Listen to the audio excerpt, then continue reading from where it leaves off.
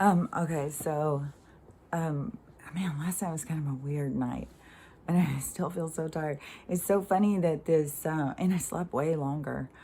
But it's so funny too how like the weather doesn't match the time doesn't match the clock. Our sky, our weather doesn't match what they tell us. And I think that has something to do with, this artificial sun. It doesn't put out the same kind of heat. So we'll say it's supposed to be 46, but it's really 32, but it feels like 20. But I don't know, it's so ridiculous. I can't even try and figure it out anymore. It's just ridiculous, but it's fucking freezing cold. And the time is all weird. And I know they're putting, when they cover us with these atmospheres, like they tent us in, I know they're putting some kind of chemicals and stuff. You know, it helped me a lot when I started getting the water. I stopped having all those electrical shocks in my body, getting off of the faucet water and getting the well water. So that part feels better, but there's still something else. And I don't know if it's just coming in the rain, but Stella is having such a hard time and she keeps losing weight. She's on the top of the medicine. I got to switch off the RSO now. I mean, she's going through a syringe, like it comes in a 1 gram syringe. And like I said, it looks like black tar heroin or something. And, but she's going through one every few days and it's expensive. So I've got to try something. And she's on the top of the pharmaceuticals. They've already got her on the highest dose, so I don't know. It just sucks, and she's losing weight. But I just the climate, and I just know that they're just poisoning us. And if you've got something wrong with you, it attacks that part of your body. So if you've got severe arthritis, then you're gonna be in a lot of pain. Whatever these chemicals are, I don't even know. You know, I know that I can feel them in my body. I can feel like I'm having such a hard time, like moving. Everything's like really super stiff and painful. Like the other day, my foot got stuck for a couple days. It wouldn't, like when you step down, you know, it usually it moves and it wouldn't move. It would step and it wouldn't move. It's like, so, you know, I do those detoxes and those, taking baths and try and pull the toxins out and try and, be mindful of what I'm consuming, because there's so much that they have us eat that is so bad for us. And we just, we keep doing it. But look at what's happening to us. People are obese, they're sick, high blood pressure, diabetes, the rise in cancer, the rise in autism. Like all of that stuff is because they're fucking, chemical assault on mankind.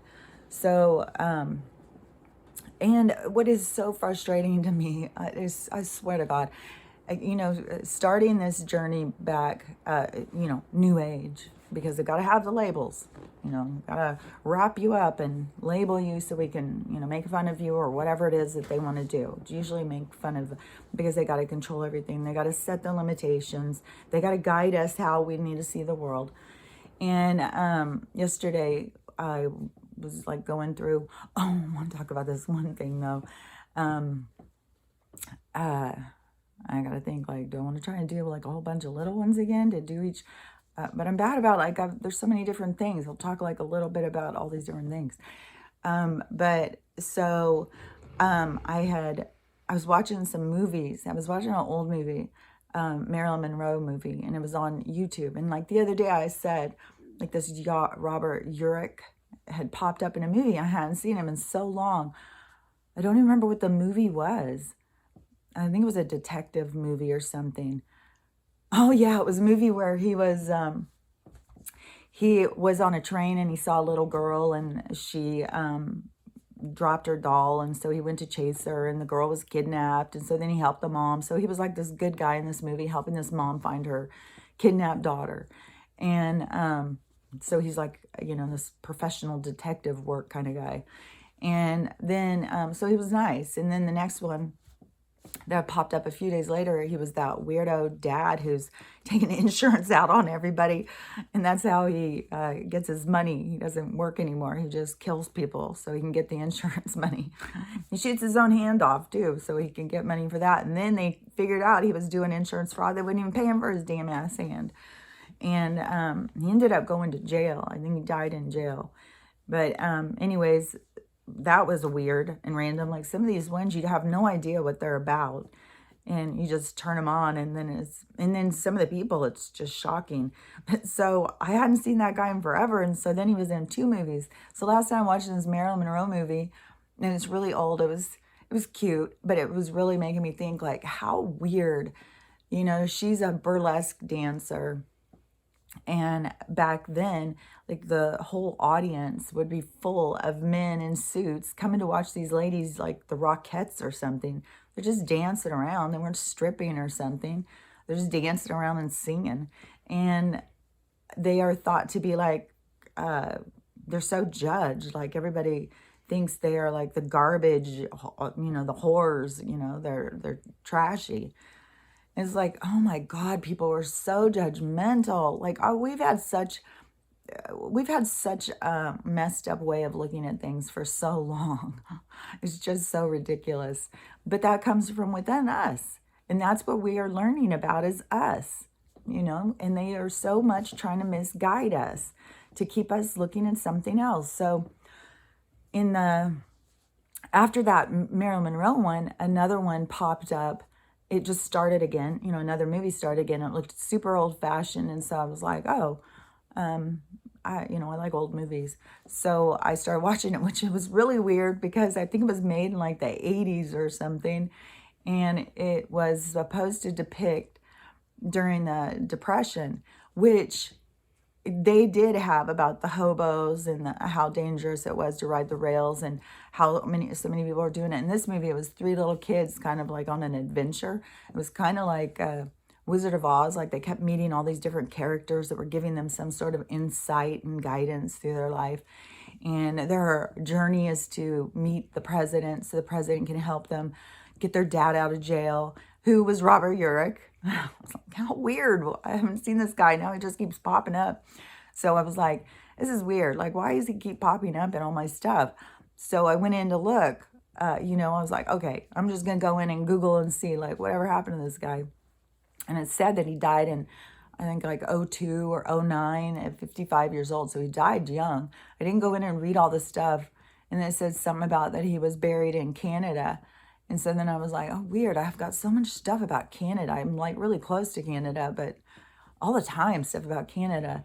I was like, I don't know why this keeps popping up. But see, that's the thing where you got to follow your breadcrumbs. They're constantly showing you stuff. You will see consistency in what is coming into your, your orbit, what is coming into your vision. If you pay attention, but if you're paying attention to what they're telling you and paying attention to this 3D, construct that they're telling you, oh, do this, do that, be scared, do the, then you're not paying attention to what's real. And they're telling you what's real isn't real. And so anyways, follow your breadcrumbs, follow if you keep seeing a number, pay attention to what they're showing you because it is directing you. It's breadcrumbs to lead you on a path.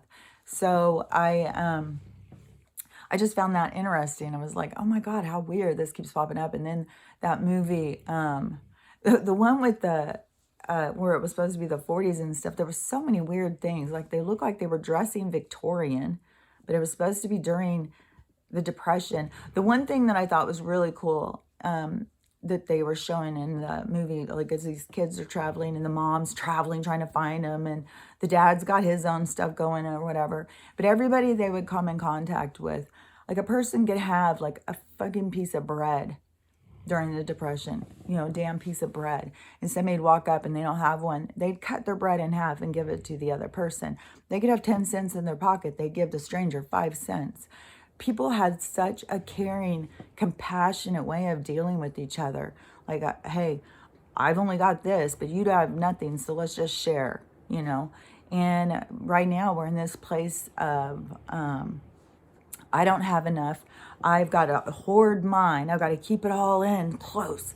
I can't let anybody else have any because then I won't have any. You see how that's so much not trusting the universe.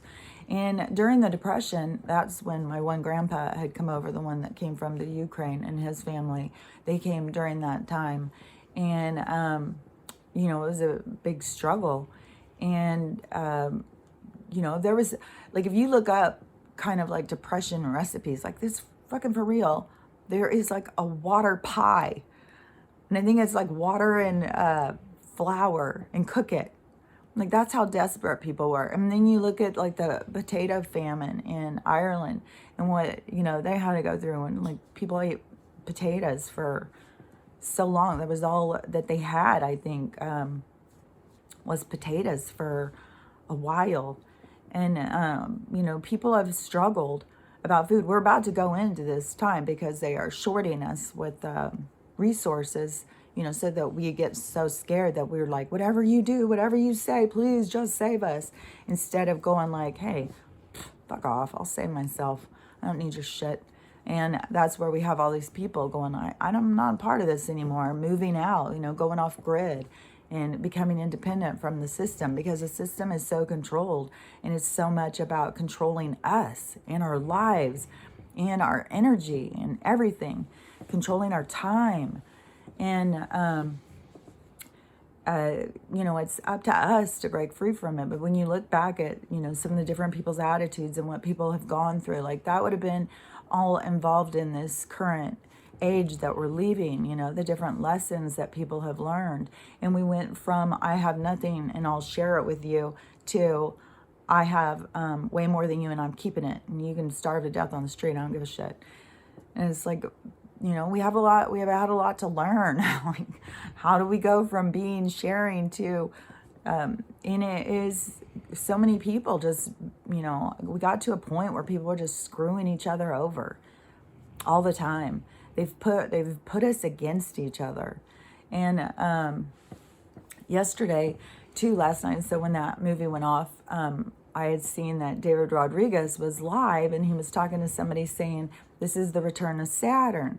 So I was like, oh, okay, well, let's see, you know, because I'm all about space, because I know what we're here, like why we're here. And I know that aliens are monsters in the sky, that they are multidimensional beings on a spiritual path of their own, and we all interact with them all the time. And just like we do with ghosts, you know, everybody thinks like, if I can't see it, it's a monster, it's out to get me. It's like, that's programming, that's fear, that's not true. That has been put into your head. And I guess I could stop here real quick and then come back and talk more about that, so I don't have for a long one. So I'll be right back.